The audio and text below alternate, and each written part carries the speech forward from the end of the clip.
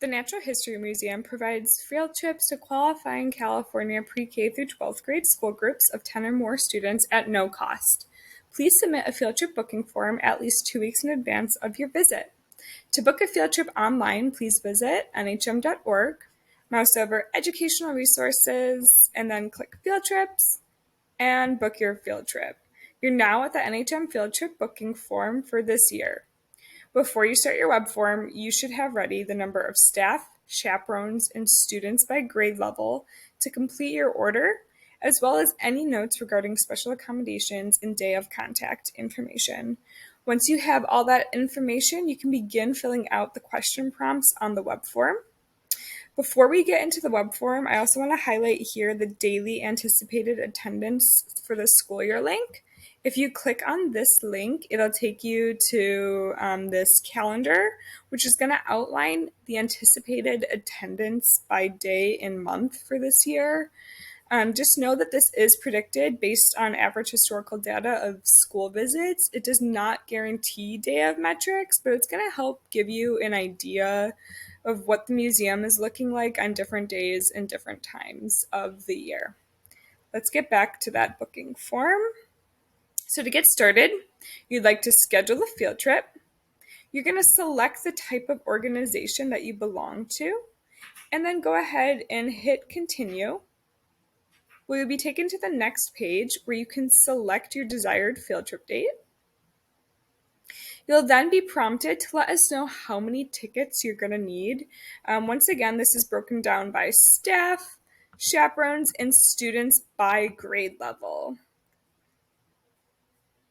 Once you click place your order, you'll be taken to the last page of the booking form where you're going to give us more detailed information about your organization and group.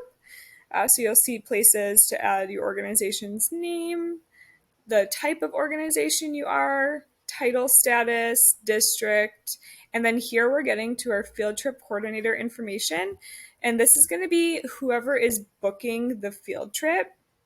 And then separate from that is our on-site point of contact information. This is going to be whoever is physically on site with the students on the day of your field trip. So if that's different than who's booking, that's going to be really important information for us to have.